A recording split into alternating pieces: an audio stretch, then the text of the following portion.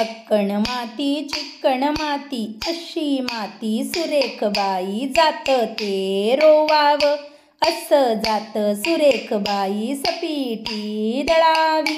अशी सपीटी सुरेख बाई करंज्या कराव्या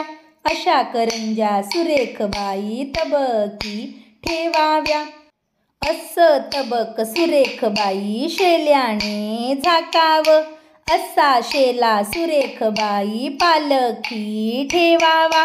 अशी पालखी सुरेख बाई माहेरी धाडावी असं माहेर सुरेख बाई खायाला मिळत